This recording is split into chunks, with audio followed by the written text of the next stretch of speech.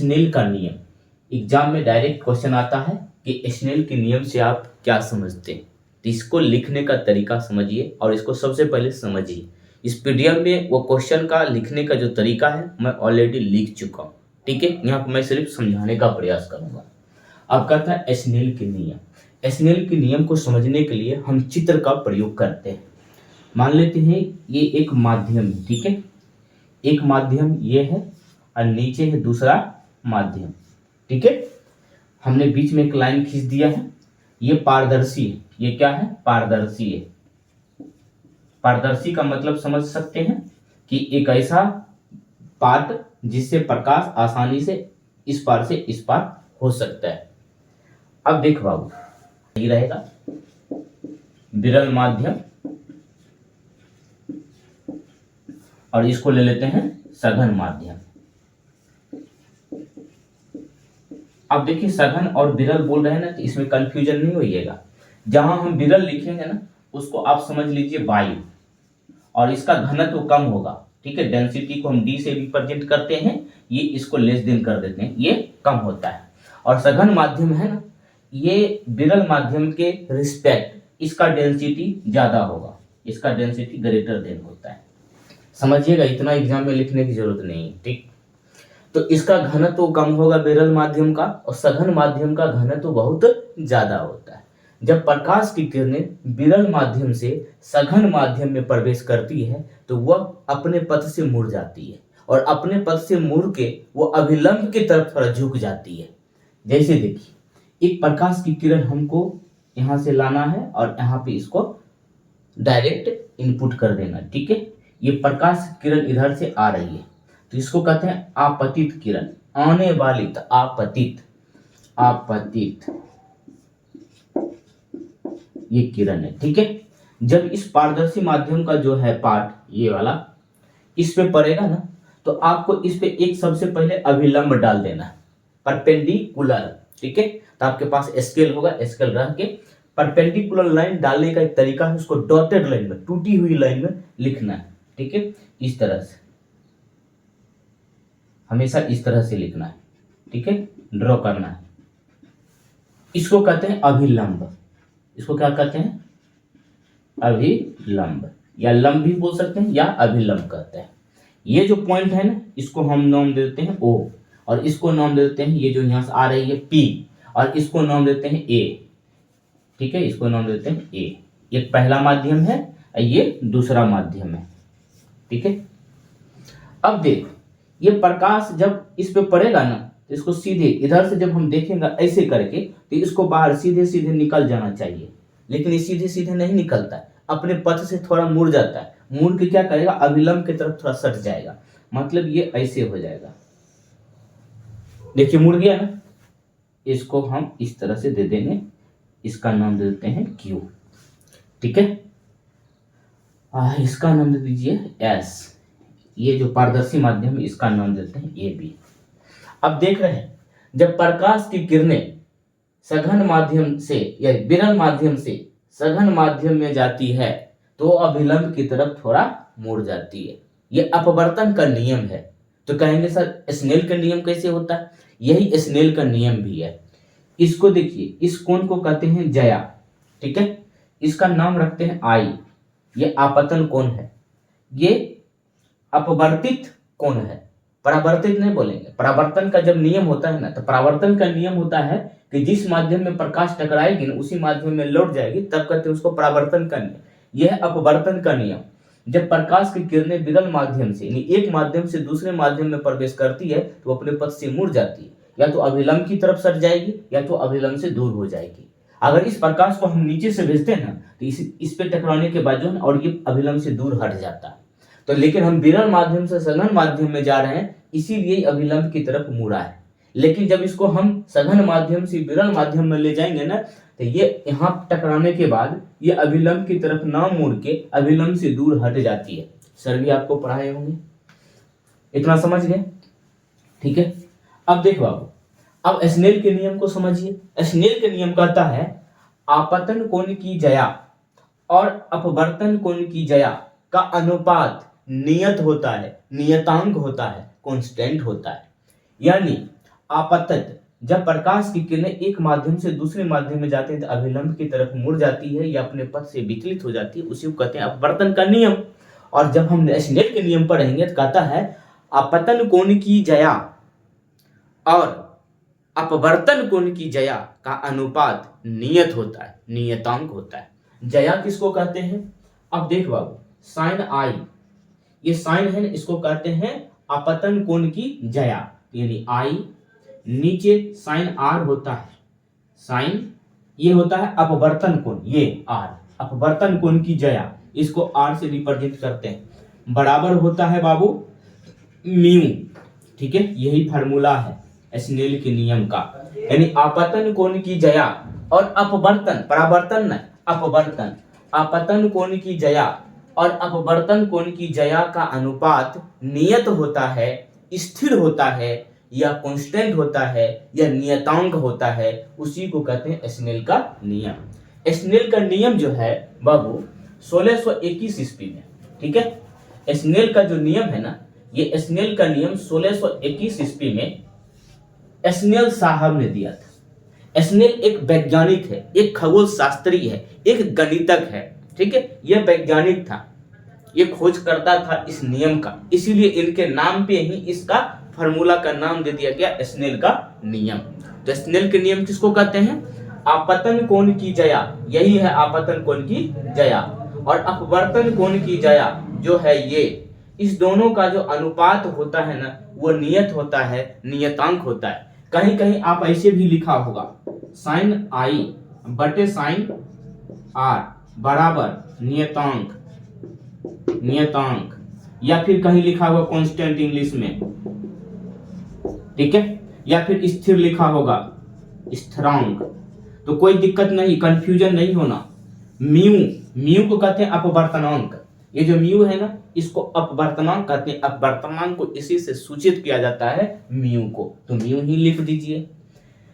इस पे क्वेश्चन भी बनता है, कहेगा कि इसको सॉल्व करने के लिए 2 मार्क्स में देता है, कहेगा कि आपतित किरण की जया 60 डिग्री है और अपवर्तन कोण की जया 30 डिग्री है, तो म्यू का इसका अपवर्तनांक क्या होगा? तो अब बताइए, इस कोण की जया दिया है कितना? 60 डिग्री, तो हम इसको लिख देंगे साइन 60 डिग्री अब बटे, कहेगा अपवर्तन कोण की जया 30 डिग्री है, यानी साइन आर का मान कितना है? 30 डिग्री, तो यहाँ पे लिख देंगे साइन 30 डिग्री बराबर क्या होता है? म्यू। अब साइन 60 डिग्री का वैल्यू √3/2 और साइन 30 डिग्री का वैल्यू 1/2, 2 कट गया बराबर म्यू, कितना हो जाएगा? √3 बराबर म्यू, यही आपका आंसर है। इस प्रकार का क्वेश्चन पूछता है एग्जाम में। अब देखिए आपके सामने ये क्वेश्चन नंबर 2 है, ये भी क्वेश्चन बहुत अपने आप में इंपॉर्टेंट है। कहता अवतल दर्पण और उत्तल दर्पण का 3 उपयोग लिखे। ऐसे तो आपको अवतल दर्पण का उपयोग बहुत ही याद होगा, लेकिन जितना पूछे उतना ही लिखना है।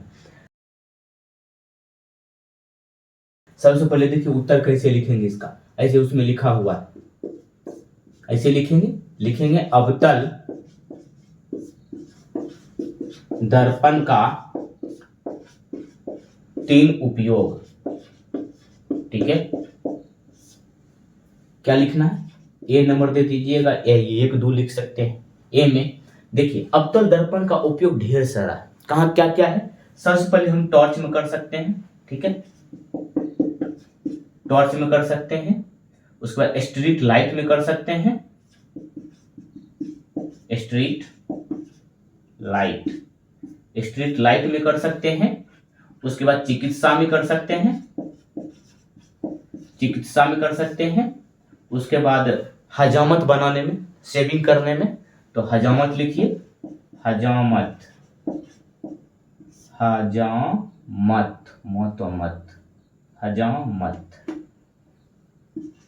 हजामत में।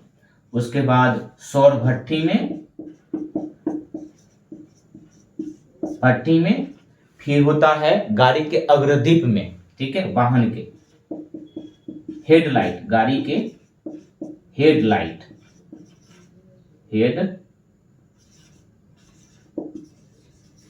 में, ये अग्रदीप में, ठीक है। और भी कुछ हो सकता है, समानांतर किरण पुंज ना, समानांतर किरणपुंज, समांतर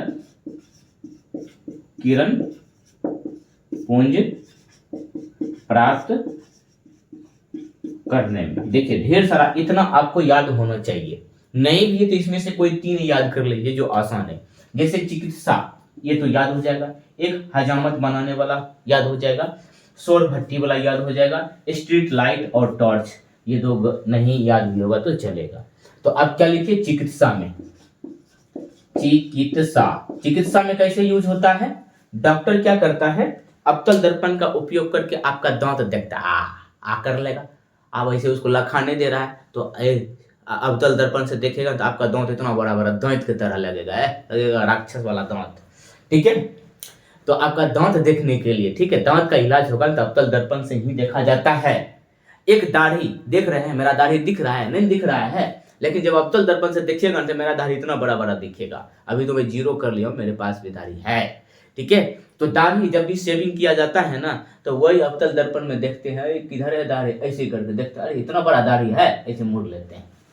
ठीक है, तो अवतल दर्पण का यूज चिकित्सा में किया जाता है दांत देखने के लिए। एक किया जाता है कान के छेद में अवतल दर्पण से टॉर्च जला के, ये लिख रहे हैं टॉर्च, ये टॉर्च ऐसे करके जलाएगा, ऐसे करके देखेगा तो कान में कौन कीड़ा मकोड़ा गुज्जू तुज्जू है सब इतना बड़ा दिखेगा, उसको निकाल देगा। ठीक है, तो चिकित्सा में किया जाता है। एक लिखिएगा हजामत में, हजामत मतलब समझते हैं, ठाकुर लोग जो है, नाई लोग जो भी दाढ़ी बनाता है, बाल बनाता है, ठीक है, उसको पूरे हजामत ही बोला जाता है। या फिर इसको हिंदी में भी शेविंग लिख सकते हैं,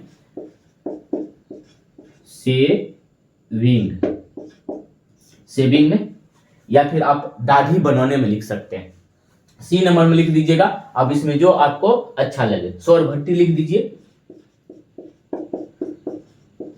सौर भट्टी। ठीक है, अब दूसरा लिखना है उत्तल दर्पण का उपयोग, उत्तल दर्पण का उपयोग। डिस्कस करने से फायदा नहीं है। उत्तल दर्पण का उपयोग सबसे पहले गाड़ी चालक जो है ना, पीछे का दृश्य देखने के लिए साइड मिरर के रूप में यूज करता है। ये क्वेश्चन पूछता है 4 नंबर का, वो भी बताएंगे। गाड़ी में साइड मिरर के रूप में इसका यूज होता है। दूसरा बताइए आप लोग, याद है? स्ट्रीट लाइट में भी इसका यूज होता है। स्ट्रीट लाइट में, इसका मतलब इसका स्ट्रीट लाइट में नहीं होगा, सर्च लाइट में होता है, सर्च लाइट। ठीक है, सर्च लाइट में। तो उत्तल दर्पण का उपयोग स्ट्रीट लाइट में। स्ट्रीट लाइट का यूज होता है जैसे कि रोड पर स्ट्रीट लाइट लगा देता है ना, तो ये बहुत चारों तरफ बिखर जाएगा। ठीक है, बहुत बिखर जाता है और बहुत दूर तक एकदम आसपास में आपको लाइट अच्छा उजाला दिखेगा। तो स्ट्रीट लाइट का यूज होता है रोड पे जो भी है बड़का बड़का पोल में लगा दिया जाता है, चारों तरफ फैल जाएगा प्रकाश। और तीसरा होता है सीसीटीवी में, सीसीटीवी में। अच्छा दिख रहा है नीचे? नहीं दिख रहा? हाँ दिख रहा है। तो एक होता है सीसीटीवी में, सीसीटीवी जहाँ पे पार्किंग होता है, पार्किंग की जगह पे लिख सकते हैं पार्किंग में। ठीक है, ये रहा आपके अवतल दर्पण और उत्तल दर्पण का 3 उपयोग। जल्दी से इसको नोट कर लीजिए। देखिए आपके सामने ये तीसरा क्वेश्चन है, बहुत ही इंपॉर्टेंट है अपने आप में। कहता है कि गाड़ी चालक, ठीक है, गाड़ी चालक साइड मिरर के रूप में उत्तल दर्पण का उपयोग क्यों करता है? जब भी ड्राइवर के बगल में देखिएगा खिड़की, और खिड़की के बगल में इतना बड़ा एक शीशा रहता है, आईना रहता है, मिरर रहता है, उस मिरर में वो देखेगा तभी गाड़ी आगे चलाएगा। और पीछे घूर के ऐसे देखेगा कौन आ रहा है, कौन सीटी बजा रहा है, आगे तो ठोकिए देगा, चल जाएगा स्मशान घाट ना। तो इसीलिए गाड़ी चालक हमेशा आगे ही देखेगा, पीछे नहीं देखेगा। अरे आप आगे जा रहे हो, आप पीछे से कोई सीटी बजाया या फिर कुछ आ रहा है तो कैसे ऐसे को घूर के देखेगा, आगे तो फिर ठोकिए दोगे ना। तो इसीलिए वो शीशा रहता है ना, वो उत्तल दर्पण का होता है। तो कहता उत्तल दर्पण का क्यों यूज किया जाता है? अब देखो बाबू, देखो उत्तल दर्पण कैसा होता है, इस तरह से बनेगा, ये इसी से ये इधर इस तरह से रहेगा। तो इसका मतलब है कि प्रतिबिंब यहां से लेके यहां तक बन रहा है। तो देख रहे हैं ना। और अवतल दर्पण का ऐसे ही अगर दे रहे हैं तो इधर इसका ऐसे रहेगा ना, इधर बनेगा, इधर प्रतिबिंब बनेगा, इसका प्रतिबिंब बनेगा इधर। ठीक है। अब देख लीजिए इसका द्वारक कितना है, प्रतिबिंब क्षेत्र बड़ा है और इसका प्रतिबिंब क्षेत्र क्या है, छोटा है। और उत्तल, ये उत्तल है और इसमें प्रतिबिंब जो है ना छोटा बनता है। कैसा बनेगा, छोटा बनता है। और कैसा बनता है, सीधा बनता है। और कितना बनेगा, अधिक बनेगा। किसके रिस्पेक्ट, अवतल दर्पण के रिस्पेक्ट। तो उत्तल दर्पण का द्वारक क्षेत्र या प्रतिबिंब क्षेत्र बड़ा होता है, इसमें बना प्रतिबिंब छोटा और सीधा होता है और इसमें अधिक से अधिक प्रतिबिंब बन सकता है। इसीलिए गाड़ी चालक अपने साइड मिरर के रूप में उत्तल दर्पण का उपयोग करता है ताकि वो पीछे का छोटा, सीधा और अधिक प्रतिबिंब को देख सके और सुविधापूर्वक सुरक्षित गाड़ी चला सके और अपने गंतव्य स्थान पे पहुंच सके। ठीक है। इसीलिए गाड़ी चालक उत्तल दर्पण का उपयोग साइड मिरर के रूप में बगल में जो शीशा रहता है उसमें यूज करता है। तो क्या लिखिएगा कि उत्तल दर्पण का द्वारक प्रतिबिंब क्षेत्र बड़ा होता है, साथ ही इसमें बना प्रतिबिंब छोटा और सीधा होता है और अधिक से अधिक प्रतिबिंब बनता है। इसी को देखकर गाड़ी चालक गाड़ी को आसानी से, अच्छे से, सुरक्षित ढंग से चला पाता है और अपने सुरक्षित स्थान पे पहुंच पाता है। इसीलिए वो गाड़ी चालक साइड मिरर के रूप में उत्तल दर्पण का उपयोग करता है। याद हुआ कि उत्तल दर्पण का द्वारक यानी प्रतिबिंब क्षेत्र बड़ा होता है, साथ ही साथ उसमें बना प्रतिबिंब छोटा और सीधा होता है और उसमें अधिक से अधिक प्रतिबिंब बनता है। इसलिए गाड़ी चालक पीछे का दृश्य उसमें आसानी से देख पाता है और गाड़ी को सुरक्षित अच्छे से गंतव्य स्थान पे पहुंचा सकता है। समझ में आ गई बात को नोट कर लीजिए। और क्वेश्चन नंबर 4 है।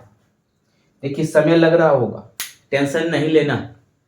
क्वेश्चन को समझाने में समय लगता है। ऐसे बहुत बच्चे अच्छे से याद कर लिए होंगे, लेकिन उसको याद करने से ज्यादा अच्छा है उसको समझिए, अपने भाषा में एग्जाम में लिखने का प्रयास करिए। अब कहता है कि प्रकाश के परावर्तन, फिर आगे पढ़ाएंगे प्रकाश के अपवर्तन। तो परावर्तन अपवर्तन में अंतर ये है कि प्रकाश का परावर्तन जिस माध्यम में वो सतह से टकराएगी उसी माध्यम में लौट जाएगी, लेकिन अपवर्तन में क्या होता है कि जिस माध्यम में वो टकराती है ना, वो दूसरे माध्यम में भी प्रवेश करके अविलंब की तरफ मुड़ती है। ध्यान रखिएगा। परावर्तन क्या होगा कि जिस माध्यम में वो टकराएगी उसी माध्यम में लौट जाएगी, और अपवर्तन क्या होता है कि एक माध्यम में टकराएगी दूसरे माध्यम में चली जाती है और अपने पथ से मुड़ जाती है। ठीक है। चलिए अभी परावर्तन पर ध्यान देते हैं। कहता है कि प्रकाश के परावर्तन से आप क्या समझते हैं। जब प्रकाश की किरणें किसी चिकनी या चमकीली सतह से टकराती है तो वो जिस माध्यम में टकराती है उसी माध्यम में वापस लौट जाती है। इसी को प्रकाश का परावर्तन कहते हैं। जब प्रकाश की किरणें किसी चिकनी या चमकीली सतह से टकराती है तो वह उसी माध्यम में परावर्तित हो जाती है। प्रकाश के उसी माध्यम में मुड़ने की इस घटना को प्रकाश का परावर्तन कहते हैं। प्रकाश के परावर्तन का 2 नियम है। पहला नियम है आपतन कोण परावर्तन कोण के बराबर होता है। दूसरा नियम है इसी का कि आपतित किरण, परावर्तित किरण और आपतन बिंदु पे डाला गया अभिलंब तीनों एक ही तल में होता है, एक ही बिंदु पर स्थित होता है। तो समझ गए। तो इसको चित्र और नीचे में चित्र बना दीजिएगा। ये ए बी कोई मिरर है और इस मिरर के नीचे का भाग क्या करते हैं, हम इसको कलर कर देते हैं लाल पियर हरियर से, जैसे लड़की लोग मेकअप कर लेती है। लड़की लोग का जो ये जो है ना चिकनी सतह, चमकीली सतह, ये परावर्तन का काम करता है, क्योंकि इस पे तो लेप लगा लेती है, ये चिकनी हो जाती है। जब प्रकाश की किरणें इस पे पड़ती है ना तो इसी माध्यम में परावर्तित हो जाती है। तो आप उसको भी समझ सकते हैं। जब प्रकाश की किरणें किसी चिकनी या चमकीली सतह से टकराया, किस बिंदु पे टकराया, इस बिंदु पर, इसका नाम हम ओ दे देते हैं और इसका नाम पी दे देते हैं। और जिस बिंदु पे टकराएगा वहां पे सबसे पहले टकराने के बाद यहाँ पे कुछ नहीं करना है, स्केल रख के अभिलंब बना देना। परपेंडिकुलर ऐसे करके टूटी हुई लाइन होना चाहिए, ध्यान रखना। इसका नाम देखना अभिलंब। क्या है? अभिलंब। ये जो कोण है ये वाला, इसका नाम रखना है आई। ठीक है, ये आपतन कोण है, लिख दें यहाँ पे आपतन कोण। ठीक है, और ये जो लाइन इधर आ रही इसको कहते हैं आपतित किरण। ठीक है, और ये देखना, ये जितना एंगल बनता है ये एंगल, उतना ही एंगल पे ये उसी माध्यम में वापस लौट जाती है। तो ये जितना बड़ा एंगल है उतना ही बड़ा एंगल ये होगा। अगर ये 30 डिग्री का है तो ये भी 30 डिग्री का होगा। अगर ये 20 डिग्री का है तो ये भी 20 डिग्री का होगा। अगर ये 50 डिग्री का है तो ये भी 50 डिग्री का होगा। वही काम यहाँ होता है, ये जो आई जितना है उतना ही बड़ा बनता है ये आर। ठीक है, देखने में थोड़ा लग रहा है बड़ा ही छोटा है, तो कोई दिक्कत नहीं है। ये आपतन कोण, ये परावर्तन कोण है। परावर्तन कोण, ये है परावर्तित किरण। ठीक है, तो अब देखिए, तो परिभाषा लिख देना है ऊपर में कि जब प्रकाश की किरणें किसी चिकनी या चमकीली सतह से टकराती है तो वह प्रकाश की किरणें उसी माध्यम में बराबर कोण पे मुड़ जाती है, परावर्तित हो जाती है। तो प्रकाश की मुड़ने की इस घटना को प्रकाश का परावर्तन कहते हैं। फिर उसके नीचे ये फिगर बना देना है। फिर उसके नीचे लिखना है प्रकाश के परावर्तन के 2 नियम है। पहला नियम कहता है आपतन कोण बराबर परावर्तन कोण होता है। वो भाषा में लिख के ये भी लिख देना है। आपतन कोण अगर ये 30 डिग्री तो ये भी 30 डिग्री, और ये भी कोण ये वाला इसके बराबर होता है। ये भी ध्यान रखिएगा, एग्जाम में क्वेश्चन पूछता है न्यूमेरिकल ये वाला कोण से संबंधित। ठीक है, दूसरा नियम कहता है कि आपतित किरण, परावर्तित किरण और ये आपतन बिंदु पर डाला गया ये अभिलंब 1 2 3 यानी तीनों एक ही तल में होता है, एक ही जगह बिंदु पर होता है। इसका नाम देना है आपतन बिंदु। आपतन बिंदु। आई होप कि आपको समझ में आ गया होगा। ये प्रकाश के परावर्तन का नियम है। वीडियो को पॉज करके देखिए, नोट बना हुआ है, लिख लीजिए। देखिए क्वेश्चन नंबर 5 आपके सामने है। कहता है कि प्रकाश पुंज क्या है, ये कितने प्रकार के होते हैं।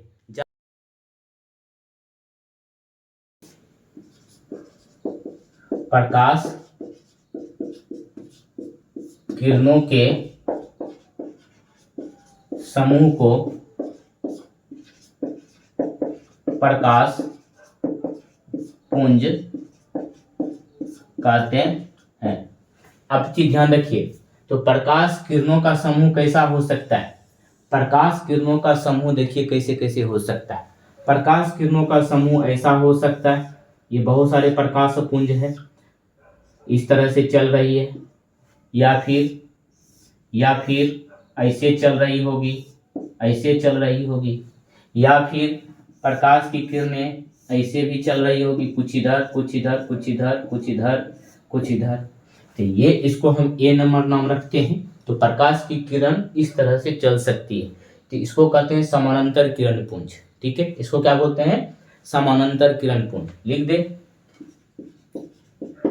समांतर किरण पुंज। या फिर प्रकाश की किरणों का समूह ऐसे हो सकता है,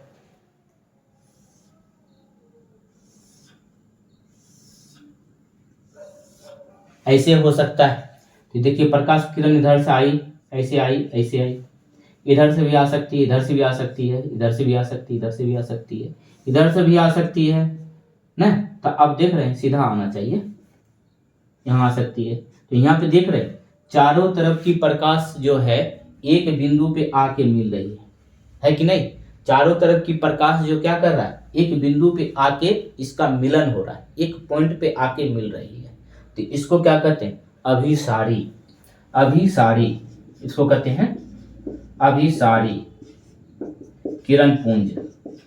किरण पुंज। जब प्रकाश की किरणें ऐसे चले समानांतर तो उसको कहते हैं समांतर किरण पुंज। जब प्रकाश की किरणें चारों तरफ से आए और एक बिंदु पे आके मिल जाए तो उसको कहते हैं अभिसारी। अभी मतलब अभी आगे मिलना है ना, तो कहते हैं ना अभी आना है, तो चारों तरफ के लोग अभी जाएगा कोचिंग में। सर बोलेंगे कि जल्दी से आओ, कोचिंग में पढ़ाना है, क्लास लेना है इंपॉर्टेंट, कहेंगे अभी आए तो हाँ अभी आओ, तो बहुत सारे अभी कोचिंग जाएंगे, एक ही जगह मिल जाएंगे, तो उसको कहते हैं अभिसारी। उत्तल दर्पण में ऐसा होता है, उत्तल दर्पण में होता है, ठीक है। उत्तल दर्पण में क्या होता है, अभिसारी। अच्छा, अब अच्छी बात बताओ, तीसरा क्या हो सकता है? तीसरा हो सकता है प्रकाश की किरणें कुछ ऐसा, इस तरह से, इस तरह से, इस तरह से, इस तरह से, इस तरह, ऐसे। मतलब क्या, एक बिंदु से चारों तरफ फैल जाएगा। जैसे सूर्य का प्रकाश, सूर्य एक बिंदु है, सूर्य एक बिंदु है और उससे प्रकाश चारों तरफ क्या होता है, फैल जाता है। जैसे टॉर्च हम इसे जलाते हैं तो टॉर्च का जो आगे वाला भाग होता है एक बिंदु है, वहां से प्रकाश चारों तरफ फैल जाता है। गाड़ी का हेडलाइट है वो एक बिंदु है, वहां से प्रकाश चारों तरफ फैल जाता है, जिसको कहते हैं अपसारी। अप मतलब चारों तरफ फैल जाना, उसको कहते हैं अपसारी। क्या कहते हैं, अपसारी। क्या कहते हैं, अपसारी किरण पुंज। ध्यान रहेगा। तो प्रकाश की किरणों के समूह को प्रकाश पुंज कहते हैं। यह कितने प्रकार के होते हैं, तो 3 प्रकार के होते हैं, ए बी सी, ये 3 प्रकार का होता है। समानांतर किरण पुंज, अभिसारी किरण पुंज और अपसारी किरण पुंज। तो जब भी फिगर बनाइएगा तो बहुत सारे सर आपको पढ़ाए होंगे अभिसारी का, ऐसे एक बिंदु है, यहाँ पे आके प्रकाश ऐसे करके मिल गया, ठीक है। और अपसारी के लिए ऐसे पढ़ाए होंगे, ऐसे ही दे दिए होंगे लेकिन इधर फैलाए होंगे। तो आप चाहें तो ये दोनों वाला फिगर है, ये अभिसारी, ये अपसारी के लिए, या फिर ऐसे भी बनाइए तो कोई दिक्कत नहीं है, आपका नंबर कटने वाला नहीं है। ये कॉन्सेप्ट आपको मैंने बतलाया, ठीक है। तो प्रकाश के किरणों के समूह को प्रकाश पुंज कहते हैं। ये 3 प्रकार का होता है, समानांतर किरण पुंज, अभिसारी किरण पुंज और अपसारी किरण पुंज। चलिए नोट कर लीजिए जल्दी से। अब देखिए बच्चों, क्वेश्चन नंबर 6 आपके सामने है। ये क्वेश्चन तो अपने आप में बहुत ही इंपॉर्टेंट है। कहता है कि प्रिज्म से होकर प्रकाश का अपवर्तन का चित्र आरेख खींचे। सिर्फ आपको चित्र आरेख खींच के दिखा देना है और उसमें जो भी आपतित किरण है, अपवर्तित किरण है, प्रिज्म का जो नाम है, जो उसमें कौन बनता है, उसको लिख देना है और कुछ नहीं करना है, ठीक है। तो सबसे पहले देखिए, आपको एक प्रिज्म तैयार करना है। प्रिज्म कैसा बनेगा, त्रिभुज की तरह। इसका तीनों साइड आपस में बराबर रखना है। इसका नाम दे दीजिए सबसे पहले ए, बी और सी। ये हो गया प्रिज्म। और प्रिज्म का ये क्या भाग, आधार है, आधार। और ध्यान रखिएगा, जब प्रिज्म से होकर प्रकाश की किरण गुजरेगा तो वह आधार की तरफ मुड़ जाती है, ठीक है। इतना ध्यान रखना है, ये कॉन्सेप्ट है। अब ये प्रिज्म तैयार है, नाम एबीसी है, नीचे वाला पार्ट क्या है, आधार है यानी बेस है। अब प्रकाश की किरण को हम यहाँ ले जाएंगे और ऐसा टकरा देंगे। प्रकाश की किरणें गई, उसको यहाँ पे क्या किए, हम टकरा दिए। इसका नाम दे देंगे, ये हो जाएगा आपतित, आपतित किरण। हाँ, एक चीज ध्यान रखना, जब भी प्रकाश की किरण किसी भी पारदर्शी माध्यम हो या अपारदर्शी माध्यम में जब भी टच करेगा, टकराएगा, तो वहां पे आपको एक अभिलंब खींच देना। तो आप यहाँ पे एक अभिलंब खींच दीजिए इस तरह से, ठीक है। डॉटर लाइन में अभिलंब खींच दिए, रहने दीजिए। जब प्रकाश की किरणें प्रिज्म से टकराएगी तो वो थोड़ा अपने पथ से, एक माध्यम है विरल और ये अंदर हो गया सघन। तो आपको क्या बताए थे कि जब भी प्रकाश की किरणें सघन माध्यम से विरल माध्यम से सघन माध्यम में जाएगी, वो अपने पथ से किधर मुड़ जाएगी, अभिलंब की ओर। इस प्रकाश को चले जाना चाहिए ऐसे करके, लेकिन ऐसे नहीं जाके क्या करेगा, ये मुड़ जाएगा किधर, आधार की तरफ। और आधार की तरफ उतना ही मुड़ेगा कि ये जो आधार के समानांतर हो जाएगा, यानी ये मुड़ के ऐसे हो जाएगा। तो ये वाला लाइन और ये दोनों एक दूसरे का पैरेलल हो जाता है, समानांतर हो जाता है। तो उस तरह से मोड़ना है, ठीक है। तो देख रहे हैं, इसको जाना था आगे लेकिन मुड़ के हो गया अभिलंब की तरफ। अब देखो, जब यहाँ पे ये सघन माध्यम से, तो यहाँ पर भी हम क्या करेंगे, एक अभिलंब डाल देंगे इसे करके। ये अभिलंब इसको आगे ऐसे करके मिला दीजिए। और आपको यह भी पता होगा, जब प्रकाश की किरणें सघन माध्यम से विरल माध्यम में जाएगी तो अपने पथ से तो मुड़ेगी, लेकिन अभिलंब से दूर। हमने बताया था विरल से सघन में जाएगा तो अभिलंब की तरफ मुड़ेगी, लेकिन सघन से विरल में जाएगी क्योंकि अंदर का घनत्व ज्यादा है, बाहर का घनत्व कम है, तो अभिलंब से दूर हट जाएगी। ये इस तरह से दूर हट जाएगी। ठीक है, इसको कहते हैं अपवर्तित, परावर्तित नहीं, अपवर्तित, अपवर्तित किरण। ठीक है, इसको अपवर्तित किरण भी बोल सकते हैं या इसको निर्गत किरण भी बोल सकते हैं। ठीक है, इसका जो नाम है ना, ये इसको कहते हैं निर्गत किरण, निर्गत किरण। तो निर्गत किरण अच्छा नाम है, प्रिज्म में निर्गत किरण ही नाम दीजिए, सही रहेगा। तो जब आपतित किरण और ये मुड़ गया अभिलंब की तरफ, समानांतर हो गया, बाहर निकलने के बाद इसको कहते हैं निर्गत किरण। अब देखो बाबू, ये दोनों का अभिलंब कहाँ टकराया है, यहाँ पे। इसका नाम दे दीजिए, जैसे ये ए है, ए नहीं पी नाम रखिए, क्योंकि ए बी सी तो हम प्रिज्म का नाम रखें, ये पी, ये वाला पॉइंट का नाम रखते हैं क्यू, और यहाँ पे टकराया इसका नाम रख देते हैं हम आर, और इधर चला गया इसका नाम रखते हैं एस। आगे भी कुछ करना है। अब देखो, ये कहीं न कहीं ये वाला लाइन क्या है, इधर आना चाहिए था, सॉरी, इसको ऐसे आपको खींचना है कि इसके पैरेलल रहे, सही लगेगा देखने में। ठीक है, देखने में ऐसा ही होता है, ऐसे। अब देखो, ये कहीं न कहीं ऐसे जा रहा होगा। ठीक है, इसको थोड़ा ऐसे करके लाना है कि इसके पैरेलल दिखे। ठीक है, ये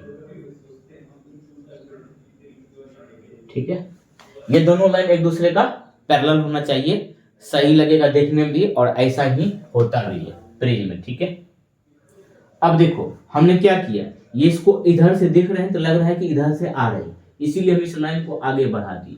ठीक है, और ये वाला लाइन देखो, अगर मैं इसको इधर से ऐसे करके देखेंगे ना तो लगेगा कि ये लाइन इधर से आ रही है, इसको भी आगे बढ़ा दीजिए। ठीक है, ऐसे। तो कहाँ पे कट रहा है, यहाँ पे कट रहा है, तो इस दोनों का नाम रख दीजिए कुछ। तो इस वाले लाइन को रखते हैं एस टी, इसको नाम रखते हैं यू। ठीक, अब ध्यान रखना विचलन कोण इसमें एक बनेगा। ये वाला जो लाइन है, ये यहाँ इधर जो गई है, कहाँ, आपतित किरण से होके जो गई है उसको, और ये वाला जो लाइन है ये, इसको मिला देंगे ऐसे करके, इसी का नाम है विचलन कोण। इसको कहते हैं डेल एम, इसको कहते हैं विचलन, विचलन कोण। अब विचलन कोण क्यों कहते हैं, आपतित किरण अपने पथ से विचलित हो गई तो ये लाइन बना, निर्गत किरण अपने पथ से विचलित हो गई तो ये लाइन बना, और जब दोनों मिला तो ये कोण बन गया, इसी का नाम रखा विचलन कोण। इसको डेल एम से निरूपित किया जाता है। समझ में आया फिगर अच्छे से, शुरू से मैंने बतलाया है, इसको अच्छे से 2-3 बार बना लीजिएगा। अब इसका नाम लिख देना है यहाँ पे भी नाम रखिए एस टी यू भी। ठीक है, इसका नाम रखिए। सबसे पहले पी क्यू को क्या कहते हैं, पी क्यू आपतित किरण। उसके बाद देखिए आर एस को क्या कहते हैं, आर एस को कहते हैं निर्गत किरण। ठीक है, ये जो कोण ए बी सी है, एंगल ए, एंगल बी और एंगल सी, इसको कहते हैं प्रिज्म कोण, प्रिज्म कोण, क्योंकि प्रिज्म का कोण है तो ए बी सी सब क्या है, प्रिज्म कोण। उसके बाद देखिए ये भी डब्ल्यू, ये वाला, तो आप देखिए यहाँ पे नाम दे देते हैं T W S, angle T W S. यहां से देखिए एंगल टी, यहाँ पे डब्ल्यू और एस, ये जो एंगल हो जाएगा ये हो जाएगा विचलन कोण, विचलन कोण। बस हो गया। ठीक है, तो क्लास 10th में आपको ये फिगर बना के अगर पूछे तो इतना लिख देना है, हो गया। लेकिन यही 11th में जाइए तो इसमें एक फार्मूला भी प्रूव करने के लिए पूछा जाता है, वो फार्मूला होता है कि प्रिज्म के पदार्थ का अपवर्तनांक n बराबर साइन प्रिज्म कोण प्लस विचलन कोण बटे 2 बटे साइन ए बटे 2। ठीक है, ये फार्मूला प्रूव करने के लिए पूछता है, ऐसे आपको पूछेगा नहीं। ए हो गया प्रिज्म का कोण, डेल एम हो गया विचलन कोण, उसको 2 से डिवाइड कर देना है, फिर नीचे साइन ए बटे 2, ये क्या है प्रिज्म कोण है। तो आपको इतना कुछ नहीं पूछा जाएगा, आपको बस इतना पूछा जाएगा। ठीक है, तो 2-3 बार इसको बना लेना है। ठीक है, चलिए नोट कर लीजिए। आपके सामने क्वेश्चन नंबर 7 है, कहता है दृष्टि दोष क्या है। पूरा भी देखे ही होंगे आप लोग क्वेश्चन। दृष्टि दोष क्या है, ये कितने प्रकार के होते हैं, इसका कारण और निवारण लिखे। ये 6 नंबर में या 5 नंबर में पूछता है।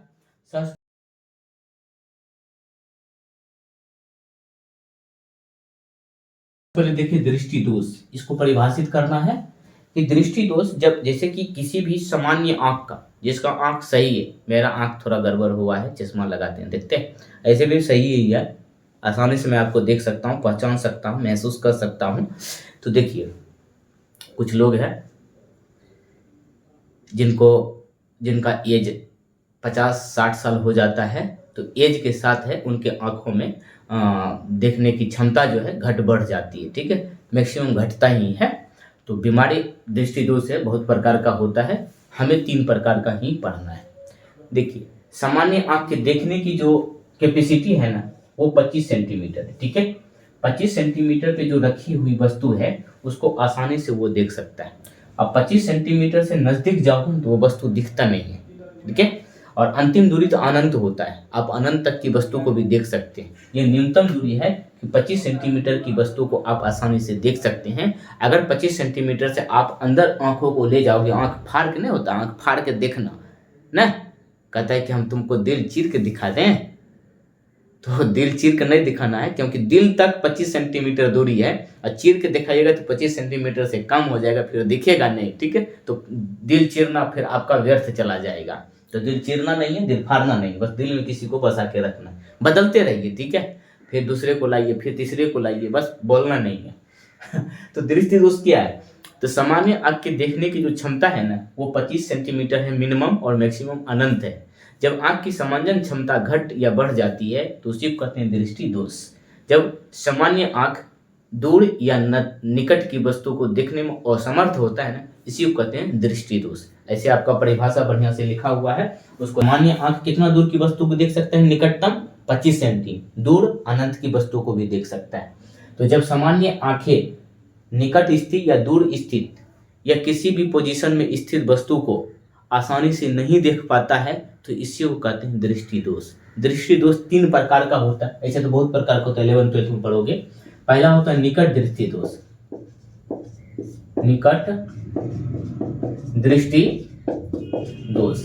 अब देखिए कहने का निकट दृष्टि है ना, बोलते हैं निकट दृष्टि, लेकिन थोड़ा उल्टा इसको समझना होता है। निकट दृष्टि दोष का मतलब क्या होता है, हम निकट की वस्तु को तो आसानी से देख पाते हैं, लेकिन दूर स्थित वस्तु को आसानी से नहीं देख पाते हैं, इसी को कहते हैं निकट दृष्टि दोष। आंखों का निकट दृष्टि दोष हो गया है, आंखों का वो दोष ना, या फिर कहेंगे कि निकट दृष्टि दोष वाले व्यक्ति निकट की वस्तु को आसानी से देख सकता है, लेकिन दूर स्थित वस्तु को साफ साफ आसानी से नहीं देख पाता है, इसी को कहते हैं निकट दृष्टि दोष। समझ गए, लिखने की कोई जरूरत नहीं है क्योंकि नोट बना हुआ अभी देखे ही होंगे। जब वस्तु को कोई व्यक्ति निकट दृष्टि दोष से ग्रसित व्यक्ति जो है निकट की वस्तु को देख सकते हैं, जैसे आप बगल में है हम आपको देख सकते हैं, आगे वाले विद्यार्थियों को आसानी से देख सकते हैं, लेकिन बेहुदा दूर वाले वस्तु को नहीं देखते हैं। तब देखते हैं क्लास में बैठा दूर के वस्तु, लड़का लड़की जो होते बदमाशी करता है, इधर उधर बातें करता है, चलो दूर बैठा ही करो अगर ऐसा करना है तो।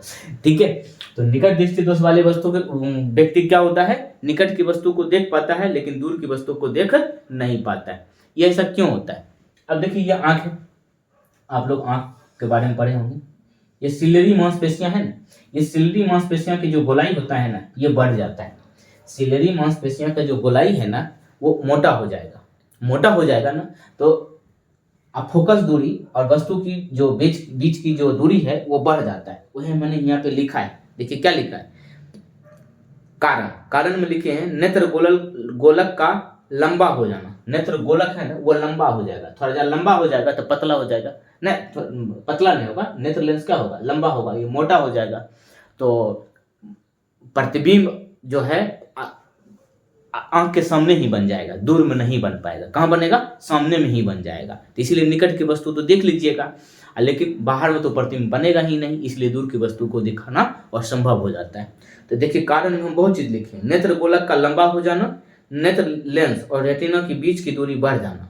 नेत्र लेंस है और रेटिना तो पीछा में, यही ना प्रतिबिंब बनता है आंख के बाहरी वाला पार्ट पे, इधर पीछा में यही है रेटिना, यही पे प्रतिबिंब बनता है, इसके बीच की दूरी बढ़ जाता है, इसलिए निकट की वस्तु देख लेते हैं लेकिन दूर की वस्तु को देख नहीं पाते हैं। और क्या लिखे हैं, नेत्र लेंस का आवश्यकता से अधिक मोटा हो जाना जिससे इसकी फोकस दूरी कम हो जाती है। अब फोकस दूरी कम होगा तो फोकस पर बीच में जाके वस्तु को काटता है, प्रतिबिंब बनता है। तो वही है कि नेत्र गोलक का लंबा हो जाना, नेत्र लेंस और रेटिना के बीच की दूरी बढ़ जाना, नेत्र लेंस का आवश्यकता से अधिक मोटा हो जाना जिससे इसकी फोकस दूरी कम हो जाता है। ठीक है, तो इसका निवारण कैसे होता है, इसका निवारण होता है अवतल लेंस के माध्यम से। क्यों, उत्तल लेंस ऐसा होता है ना, उत्तल लेंस ऐसा होता है, जब वस्तु इससे टकराएगी तो इधर वस्तु टकराती है, यहाँ पे प्रतिबिंब बनता है। लेकिन अवतल लेंस कैसा होता है, इस तरह से अवतल लेंस होगा, जब प्रकाश ऐसे जाएगा ऐसे करके तो इधर भाग आती है, इधर जाएगी तो इधर भाग आ जाएगी, यहाँ पे क्या बनता है, बनेगा ना प्रतिबिंब। तो नजदीक, तो ये पतला होता है लेंस। अब उत्तल लेंस मोटा होता है और अवतल लेंस क्या होता है, पतला, और जितना पतला होगा उतना दूर प्रतिबिंब बनता है। ठीक, तो आप लोग इस चीज को ध्यान रखिएगा। तो निकट दृष्टि दोष का निवारण करने के लिए हम उपयुक्त क्षमता का अवतल लेंस का प्रयोग करते हैं। तो निकट दृष्टि दोष समझ गए कि निकट की वस्तु को साफ साफ देख सकते हैं, दूर की वस्तु को नहीं देख सकते हैं। नेत्र गोलक की लंबाई बढ़ जाना है, नेत्र लेंस और रेटिना के बीच की दूरी बढ़ जाता है, उसके बाद फोकस दूरी घट जाता है, जिसके कारण हम निकट दृष्टि दोष से ग्रसित हो जाते हैं। ये कारण था। निवारण होता है कि उपयुक्त क्षमता के अवतल लेंस का प्रयोग करके हम निकट दृष्टि दोष को दूर कर सकते हैं। तो अवतल लेंस किस में लगाया जाता है, इस चश्मा में लगाया जाता है। हमें दूर की वस्तु नहीं दिखता है, हमको निकट दृष्टि दोष है, लेकिन साफ नहीं अच्छा से दिखता है बेहुदा। हम चश्मा इसलिए पहनते हैं कि ताकि आंख की जो थोड़ा क्षमता घटा है ना वो बढ़े नहीं, उतना ही रह जाए। ठीक, अब है दूर दृष्टि दोष। दूर दृष्टि दोष, अगर फिगर बनाने के लिए बोले तो फिगर बनाना है, अगर नहीं बोल रहा है आपके मन पर है बना सकते हैं, तो दूसरे क्वेश्चन में सचित्र वर्णन करने के लिए बोला जाएगा तो उसमें बताएंगे चित्र बना के। ठीक है, अब दूर दृष्टि दोष कहता है, दूर दृष्टि दोष में क्या होता है, जो दूर की वस्तु को साफ साफ देख सकते हैं लेकिन निकट की वस्तु को हम साफ साफ नहीं देख सकते हैं, उसको कहते हैं दूर दृष्टि दोष। दूर दृष्टि में क्या होगा, मेरा नजर तुम्हारे तक है, इसका मतलब है कि हम दूर की वस्तु को देख रहे हैं। चील की आंख है, हमारी नजरें दूर दूर तक है, इसका मतलब है बेहुदा को दूर दृष्टि दोष है, क्योंकि दूर की वस्तु तो देख लेता है, निकट की वस्तु नहीं देख पाता है ना। क्लास में भी बोलते हैं सर तुम पे नजर है, तुम पीछे में बैठ के तुम खेला कर रहा है, समझ जाना मास्टर को दूर दृष्टि दोष है, क्योंकि दूर की वस्तु देख लेता है, आगे में खेल हो रहा है लेकिन अगला नहीं दिखेगा ना, तो आगे नहीं दिख रहा है पीछे दिख रहा है, तो बोल देना सर क्या आपको दूर दृष्टि दोष है। नहीं रे, नहीं बोलना, नहीं तो मार दे सर देंगे तुम्हारा ना, हवा गर्म कर। तो कारण दूर दृष्टि दोष का परिभाषा समझ गए। कारण क्या होता है, कारण होता है बस उसको जस्ट उल्टा पढ़ लेना, निकट दृष्टि दोष वाले का जस्ट उल्टा पढ़ लेना।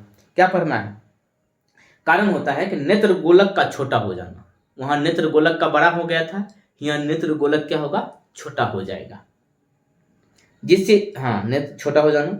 नेत्र लेंस और रेटिना के बीच की दूरी कम हो जाना, वहां क्या था, नेत्र लेंस और रेटिना के बीच की दूरी बढ़ जाना, यहाँ हो जाएगा कम जाना। अब कम जाएगा, दोनों के बीच घट गया तो तुरंत प्रतिबिंब बन जाएगा, बगले में बन जाएगा, तब ना हमको दूर की वस्तु दिख जाता है, निकट की वस्तु नहीं दिख पाता है, आंख पे बनता है रेटिना पर। आगे कहता है नेत्र लेंस का आवश्यकता से अधिक पतला हो जाना, जिससे इसकी फोकस दूरी बढ़ जाती है। तो हमने बताया था कि लेंस जितना पतला होगा प्रतिबिंब उतना दूर बनता है, लेंस जितना पतला होगा प्रतिबिंब उतना दूर बनती है। तो उसका जो नेत्र लेंस जितना पतला हो जाता है ना कि प्रतिबिंब दूर, बहुत दूर में जाके बनता है। इसलिए हम वस्तु को, दूर वाले वस्तु को देख लेते हैं और निकट वाले वस्तु को साफ साफ नहीं देख पाते हैं। वो कारण था। निवारण कैसे होता है? उत्तल लेंस का प्रयोग करके, उपर्युक्त क्षमता का उत्तल लेंस का प्रयोग करके चश्मा में हम इस दोष को निवारण कर सकते हैं। उत्तल लेंस मोटा होता है, उत्तल लेंस उपर्युक्त क्षमता का एडजस्ट करके तो हम निकट की वस्तु देख सकते हैं, दूर को तो पहले ही देख लेते थे। लास्ट वाला है जरा दृष्टि दोष। जरा दूर दृष्टि दोष ये बुढ़ापे में होता है, ठीक, अभी नहीं होगा, अभी टेंशन नहीं लो। ये कहाँ पे होगा? बुढ़ापा में होगा। अब इसमें क्या होता है कि उम्र बढ़ने के साथ साथ जब आपका 50-60 एज हो जाएगा ना, तब जाके ये बीमारी उत्पन्न होता है। अभी आपको बस यही हो सकता है, निकट या दूर दृष्टि दोष। ज्यादा करके दूर दृष्टि दोष होता है लोगों को, ठीक है। और जरा दृष्टि दोष कब होगा? आपको बुढ़ापा में, उम्र बढ़ने के साथ साथ। ये क्या होता है कि ये समंजन नहीं कर पाता है, आंखों को समंजन नहीं कर पाता है। होता क्या है कि ये आंखें जो है ना, किसी वस्तु को जब देखता है ना, वो समंजन अपने आप में नहीं कर पाता है कि वो दूर स्थित है कि निकट स्थित है। उसको कभी कभी लगता है कि दूर की वस्तु निकट है, निकट की वस्तु दूर है। तो जैसे कि मान के चलिए कोई वस्तु यहाँ पे रखा हुआ है और हमें यहाँ पे रखा हुआ है, हम यहाँ से देख रहे हैं तो हमको लग रहा है वस्तु यहाँ पे, तो हम हाथ इसे बढ़ाएंगे, वस्तु तो यहाँ रहेगा, पकड़ाएगा नहीं ना। तो यही इसी को कहते हैं जरा दृष्टि दोष। या फिर कभी वस्तु यहाँ पे तो हमको लगेगा वस्तु अरे यहाँ पर है, तो हम हाथ ऐसे बढ़ाएंगे, पकड़ाएगा नहीं ना। तो यही होता है बुढ़ापा में। तो आंख जो है ना कि आंख की समंजन क्षमता घट जाती है। आंख की समंजन क्षमता घटने के कारण दूर की वस्तु या निकट की वस्तु में हम समंजन नहीं कर पाते हैं कि निकट की दूर है कि दूर की निकट है। तो इसी को कहते हैं जरा दूर दृष्टि दोष। ये बुढ़ापा में होता है, कारण समझ गए। सिलरी मांसपेशी जो होता है ना वो लूज हो जाता है। सिलरी मांसपेशियां जो होता है, सिलरी मांसपेशी वो लूज हो जाता है। क्योंकि देखिए अभी मेरा देखिए कितना फेस सुंदर लग रहा है, स्मार्ट लग रहा हूँ ना। आप लोग भी ब्यूटीफुल स्मार्ट लग रहे होंगे।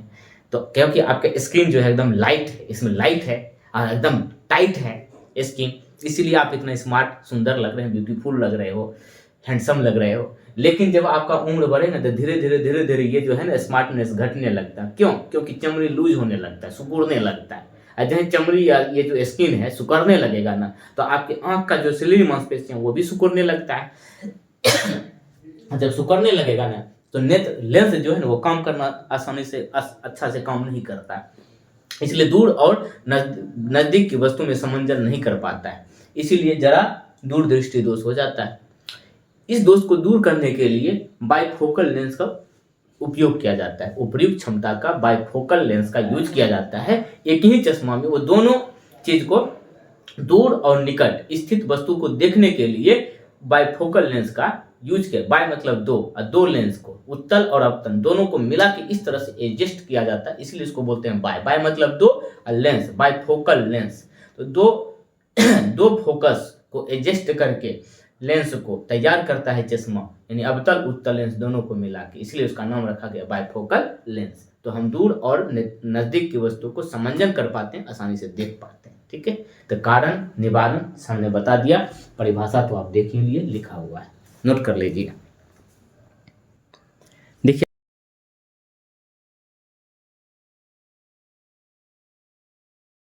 आपके सामने ये 8वां क्वेश्चन है। इस वीडियो में हम कुल मिला के 9 क्वेश्चन को डिस्कस करेंगे। तो 1 घंटा समय लगेगा ही। 5-5 मिनट भी अगर हम एक क्वेश्चन पे समय देंगे तो 9 × 5 = 45 मिनट और 5-10 मिनट इधर रिहर्सल हंसी मजाक हो जाता है इसका करना। देखिए कहता है प्रकाश के, क्वेश्चन क्या था, प्रकाश के अपवर्तन से आप क्या समझते हैं? प्रिज्म से प्रकाश के अपवर्तन का सचित्र वर्णन करें। तो क्वेश्चन नंबर 6 में शायद हमने प्रकाश प्रिज्म का बताए थे कि प्रिज्म से होकर प्रकाश का अपवर्तन कैसे होता है, उसको आप देख लीजिएगा, या फिर कहोगे तो यहाँ पर भी हम बता देंगे, ठीक है। अब देखिए प्रकाश का अपवर्तन, इसको हम एक चित्र से समझते हैं। ये है विरल माध्यम, विरल माध्यम ये भी समझाए थे शुरू में ही एस्नेल के नियम में। और ये है सघन माध्यम, ठीक है। ये पारदर्शी है, ये क्या है? पारदर्शी, लिख दीजिएगा, ठीक है। ये माध्यम, ये है विरल माध्यम और ये है आपका सघन माध्यम। इसका डेंसिटी क्या होता है, कम होता है। किसके रिस्पेक्ट, इसके रिस्पेक्ट। इसका डेंसिटी अधिक होता है, इसका डेंसिटी कम होता है। ठीक है, इसका नाम रखते हैं D1 डेंसिटी घनत्व, इसका नाम रखते हैं D2। ये इसका मतलब है कि D1 कम होता है D2 से। समझाने के लिए थोड़ा कॉन्सेप्ट दे रहे हैं। क्यों? क्योंकि जिसका घनत्व कम होगा उसमें आप आसानी से चल सकते हो, और जिसका घनत्व अधिक होता है उसमें आसानी से नहीं चल सकते। जैसे धरती पे आप चलते हैं तो वायु का घनत्व कम होता है, आप आसानी से चल लेते हो, कूदक लेते हो ना, दौड़ लेते हो। लेकिन अगर आपको पानी में हम बोलेंगे चलने के लिए, तो पानी में चलने में दिक्कत होती है, दौड़ने में दिक्कत होती है, होता है कि नहीं? क्योंकि हवा से पानी का घनत्व ज़्यादा है, हवा का घनत्व कम है, पानी का ज़्यादा है। तो उसी प्रकार से जब वायु से कोई प्रकाश, मान लेते हैं शीशा है, शीशा इस तरह से गत्ता बना हुआ है, इस तरह से, ऐसा। तो अब बताइए ये शीशा है, तो अब इसका घनत्व ज़्यादा होगा। जब प्रकाश इसमें घुसेगा ना, इसका चाल घट जाएगा। शीशा में प्रकाश का चाल घट जाता है। जैसे वायु में प्रकाश का चाल होता है निर्वात में 3 × 10⁸ मीटर प्रति सेकेंड, और इसमें शीशा में हो जाता है कितना, 2.25 × 10⁸ मीटर प्रति सेकेंड ना। वही पानी में जाएगा तो वो 2 हो जाएगा, 2 × 10⁸ मीटर प्रति सेकेंड। तो वायु निर्वात में ये है, शीशा में ये है, पानी में ये है, घटते चला जाता है। घनत्व तो बढ़ेगा तो चाल भी घट जाएगा, और चाल घटेगा तो किरण अपने पथ से मुड़ना शुरू हो जाएगा। ये एक लाइन है, ये पारदर्शी है, मन है तो लिख सकते हैं, मन नहीं है तो नहीं लिखिए। इसका नाम AB रखते हैं, इसको कलर नहीं करना है। प्रकाश ऐसे यहाँ से टकराती है, ठीक है। यहाँ पे अभिलंब खींच दीजिए डॉटेड लाइन में, अभिलंब, यह आपतित किरण है। ये जब विरल से सघन में जाएगी तो अभिलंब की तरफ मुड़ जाती है। ये I है, ये आपका R है, ठीक है।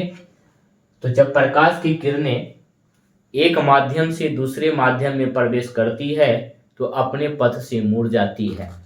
अर्थात अगर प्रकाश की किरणें विरल माध्यम से सघन माध्यम में प्रवेश करती है तो वह अभिलंब की तरफ मुड़ जाती है, अथवा जब प्रकाश की किरणें सघन माध्यम से विरल माध्यम में प्रवेश करती है तो वह अभिलंब से दूर हट जाती है। प्रकाश के मुड़ने की इस प्रकार की घटना को प्रकाश का अपवर्तन कहते हैं। अब इतना बड़ा याद है तो लिखिए, नहीं तो छोटा करके लिखना है। जब प्रकाश की किरणें सघन, ये वाला डायरेक्ट लिख देना है। जब प्रकाश की किरणें विरल माध्यम से सघन माध्यम में प्रवेश करती है तो वह अभिलंब की तरफ मुड़ जाती है। प्रकाश के मुड़ने की इस घटना को प्रकाश का अपवर्तन कहते हैं। अथवा तीसरा प्रकार लिखना है, जब प्रकाश की किरणें एक माध्यम से दूसरे माध्यम में प्रवेश करती है तो वह अपने पथ से मुड़ जाती है। प्रकाश के मुड़ने की इस घटना को प्रकाश का अपवर्तन कहते हैं। याद हुआ? जब प्रकाश की किरणें एक माध्यम से दूसरे माध्यम में प्रवेश करती है तो वो अपने पथ से मुड़ जाती है। प्रकाश के मुड़ने की इस घटना को प्रकाश का अपवर्तन कहते हैं। ठीक है, देखिए एक माध्यम है, ये दूसरा माध्यम है। जब एक माध्यम से दूसरे माध्यम में प्रवेश किया तो मुड़ गया। या फिर देखिए जब प्रकाश की किरणें ऐसे आएगा तो इधर से आया, ये आपका सघन माध्यम है, यहाँ पे अभिलंब खींच दीजिए इस तरह से। अब देखिए इसको सीधा जाना चाहिए, लेकिन क्या हुआ, अभिलंब से ये दूर हट जाएगा। इससे इधर से आया तो अभिलंब की तरफ मुड़ा, लेकिन जब इधर से आएगा सघन से विरल में जाएगा तो अभिलंब से दूर हट जाएगा। ठीक है, ये हो गया आपका I, ये हो गया आपका R। यहाँ पे देखिए I का मान R से ज्यादा है, लेकिन यहाँ I का मान R से कम है। तो वो माध्यम पे डिपेंड कर रहा है कि प्रकाश किस माध्यम से किस माध्यम में जा रहा है। ठीक है, समझ गए? तो ये तो था आपका सिर्फ प्रकाश के अपवर्तन का परिभाषा लिखने के लिए मैंने समझाया। इसमें दूसरा पार्ट है प्रिज्म से प्रकाश के अपवर्तन को सचित्र वर्णन करने का। तो परिभाषा लिख के ये चित्र आप बना सकते हैं, दोनों चीज दिखा सकते हैं, ये भी। एग्जामिनर को इतना संतुष्टि मिल जाएगा कि बच्चा ने दोनों माध्यम से दिखलाया है, यानी विरल से सघन माध्यम का और सघन से विरल माध्यम का। जरूरी नहीं है डेंसिटी वाला चीज लिखना है, क्योंकि ये तो मैंने आपको सिर्फ समझाने के लिए इसका यूज किया। तो जब प्रकाश की किरणें एक माध्यम से दूसरे माध्यम में प्रवेश करती है तो अपने पथ से मुड़ जाती है, विचलित हो जाती है। प्रकाश के मुड़ने की इस घटना को प्रकाश का अपवर्तन कहते हैं। चित्र बना दीजिएगा, खत्म। अब प्रिज्म की बात बोला है कि प्रिज्म से अपवर्तन का, तो एक प्रिज्म तैयार करना है, ऐसे मैं इसको बता दिया था। इसका नाम रखेंगे ए बी सी। जब प्रकाश की किरणें इस पे पड़ेगा तो यहाँ पे हम एक अभिलंब खींचेंगे, फिर ये समानांतर ऐसे हो जाएगा। थोड़ा बढ़िया से करिए, इस तरह, ठीक है। अब यहाँ पाया तो यहाँ भी एक अभिलंब खींचिए, ठीक है, ऐसे चला जाएगा, ठीक है। अब देखिए यह अभिलंब से दूर हट जाएगा, ऐसे हो जाएगा। कैसे कैसे हाथ चला रहे हैं आप देखते जाइए। इस लाइन को हमको क्या करना है, आगे बढ़ा देना, ऐसे बढ़ाना कि ये दोनों समानांतर दिखे। अब देखिए ये वाला लाइन को इधर जाना था, यहाँ पे जाके मिला है। अब इसका नाम रख दीजिए P Q R S T U भी। हो गया, ये हो गया आपका आपतित किरण, ये हो गया आपका निर्गत किरण। क्या हो गया इसको, निर्गत किरण। क्वेश्चन नंबर 6 में देखिए, या फिर देखिए नोट में लिखा हुआ है, इसको कहते हैं निर्गत किरण। और ये वाला जो कोण है, ये यहाँ से यहाँ तक, इसको डेल एम कहते हैं, इसको कहते हैं विचलन कोण। ये सारा कोण, ये तीन, इसको कहते हैं प्रिज्म कोण। तो क्या देखे, जब प्रिज्म से होकर प्रकाश गुजरती है ना, तो इस तरह से आपका किरण आरेख, अपवर्तन इसको कहते हैं। ये पूछता है कि 7 रंगों में बदलने वाली घटना, समझ में आया। इसका मैंने एक फार्मूला बताया था, n बराबर साइन ए प्लस डेल एम बटे 2 अपॉन साइन ए बटे 2। ये क्या है, प्रिज्म कोण, डेल क्या है, विचलन कोण, और ये जो टी यू है, ये इसको कहते हैं निर्गत किरण, ठीक है, नोट कर लीजिए। लास्ट क्वेश्चन इस वीडियो का, इसमें बोला गया है कि सूर्योदय एवं सूर्यास्त के समय सूर्य लाल क्यों दिखाई पड़ता है। बात सही है, इसको समझिए। ये पृथ्वी है और यहाँ पे वायु है ना, कुछ ऊंचाई तक क्या है, वायु है, वायुमंडल की मोटी परतें हैं, सूर्य यहाँ पर है। अब ये सुबह का समय है, कौन सा, सुबह का समय है। सूर्य की प्रकाश यहाँ से निकलेगा, वायु को चिरती हुई, वायु को फाड़ते हुए पृथ्वी तक पहुंच जाता है ना। और पृथ्वी पे हम लोग मानव है, सब लोग हैं बैठे हुए, घूम रहे हैं, सुबह के समय सो रहे हैं, घूम रहे हैं, टहल रहे हैं। जब प्रकाश की किरणें वायुमंडल से होके आती है तो इसमें 7 कलर है, सूर्य के प्रकाश में 7 कलर है, आप लोग पता होगा, लाल है, ब्लू है ना, येलो है, आसमानी है। ये सब प्रकाश की किरणें वायुमंडल से होती हुई पृथ्वी तक आती है। तो सभी प्रकाश जो है पृथ्वी तक नहीं पहुंच पाता है, क्यों, क्योंकि इसमें अधिकांश प्रकाश का जो है ना परकिरणन हो जाता है, लेकिन लाल प्रकाश का परकिरणन कम होता है। तो इसीलिए जिसका परकिरणन अधिक होगा वो चारों तरफ फैल जाएगा, लेकिन जिसका परकिरणन कम होगा वही प्रकाश हमारे आंखों तक आएगा। जो प्रकाश हमारे आंख तक आएगा तो वैसा नहीं दिखेगा। तो लाल प्रकाश हमारे आंखों तक आती है, इसीलिए सूरज लाल दिखाई प्रतीत होता है। वही काम होता है शाम के समय भी, ठीक है। शाम के समय भी ये सूर्य के प्रकाश जब वायुमंडल को चिरती फाड़ती हुई ये जब आएगा पृथ्वी पर, तो वायुमंडल में उपस्थित धूल कण से टकराने के बाद अधिकांश प्रकाश का परकिरणन हो जाता है, लेकिन लाल प्रकाश का परकिरणन बहुत कम होता है और लाल प्रकाश हमारी आंखों तक पहुंच पाता है। इसीलिए सूर्योदय एवं सूर्यास्त के समय सूर्य लाल दिखाई पड़ता है। आप कहोगे कि दिन के समय क्यों नहीं, दिन के समय सूर्य यहाँ होता है, पृथ्वी से कम दूरी पर होता है और इससे बहुत तेजी से प्रकाश निकलता है, और कम दूरी होने के कारण ये प्रकाश तेजी से हमारे आंखों तक पहुंच जाता है, जिसके कारण सूर्य जो है एकदम सूर्य को हम देख नहीं पाते। आता तो लाल प्रकाश है, यहाँ भी प्रकाश का परकिरणन होता है, लेकिन सूर्य के प्रकाश में इतना ज्वाला होता है ना, हम सूर्य को आसानी से नहीं देख पाते हैं अच्छे से। इसलिए सूर्य जो है एकदम लाइट मौन, एकदम ज्वाला की तरह दिखता है। लेकिन शाम के समय तिरछी होता है, सूर्य इधर इधर होता है, इसलिए हम सूर्य को आसानी से देख पाते हैं। तो कैसे लिखना है कि वायुमंडल में उपस्थित धूल कण से सूर्य की प्रकाश टकराने के बाद कम तरंग दैर्ध्य वाले देखिए लाल लाल प्रकाश का तरंगदैर्घ्य सबसे अधिक होता है। तरंगदैर्घ्य मतलब वेव लेंथ यानी लैम्डा, ठीक है। लाल प्रकाश का तरंगदैर्घ्य सबसे अधिक होता है। लाल प्रकाश का तरंगदैर्घ्य अधिक होता है लेकिन आवृत्ति कम होती है।